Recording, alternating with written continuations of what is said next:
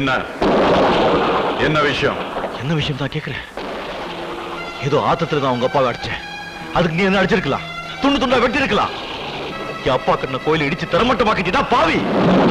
இத பார், உன் வீட்டை இடிக்க வேண்டிய நிலைமை இடிச்சாச்சு. அதுக்கு உனக்கு என்ன நஷ்டம் வேணுமோ வாங்க. நஷ்டம் கொடுக்குறியா? கொடு.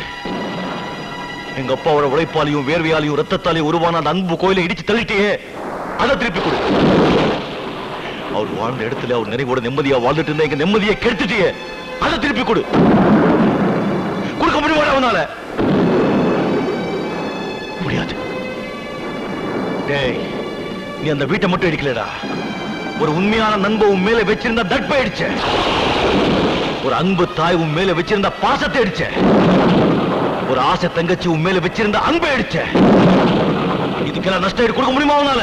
நீ இவ்வளவு பேசுறியே, 100 பேருக்கு முன்னாடி எங்க அப்பாவை கை நீட்டி கண்ணத்தில் அடிச்சியே, அதுல இந்த வீட்டு மானம் மரியாதை கௌரவம் எல்லாமே போச்சு. அது உன்னால திருப்பி கொடுக்க முடியுமா? நான் உங்க அப்பாவோட கண்ணத்துல தான் அடிச்சேன். நீ எங்க வாழ்க்கையில அடிச்சிட்டேடா. நிறுத்திய. யாரு யாரியா? நீ என்ன பெரிய ராஜ பரம்பரையா? அப்பா என்ன பெரிய சுல்தானா? ஏதோ தாஜ்மஹாலை கட்டிட்டா அதை என் மாமன் இடிச்சுட்டான்னு சொல்ல வரைய தீப்பொட்டி மாதிரி இவ்வளவு வீடு. அதை இடிக்காம என்னைய பண்ணுவாங்க? நீ மட்டும் என்ன செஞ்ச? என் கண்ணத்துல அறையிலையா? கூட்டி கழிச்சு பாரு, கணக்கெல்லாம் சரியாதான் வரும். நானும் பார்த்துக்கிட்டே இருக்கேன், என்னமா பேசிக்கிட்டே போறீங்க? போவியா? போறதுக்கு முன்னால நான் சொல்றது கவனமா கேளுங்க. இன்னைக்கு பணம், பேர், புகழ், அந்தஸ்து இருக்கிற திமிர்ல என் வீட்டை இடிச்சு என் குடும்பத்தை நடுத்தரவு கொண்டு வந்து எனக்குள்ள தூங்கிக்கிட்டு இருந்த சிங்கத்தை தட்டி எழுப்பிட்டீங்க. அசோக், நீ இதுவரைக்கும் இந்த அண்ணாமலை நண்பனை தான் பார்த்திருக்க. இனிமே நீ இந்த அண்ணாமலை விரோதியா பார்க்க போற. இந்த நாள் உன்னுடைய கேலண்டர்ல குறிச்சு வச்சுக்கோ. எனக்கும் உனக்கும் தர்ம யுத்தம் தொடங்கிடுச்சு.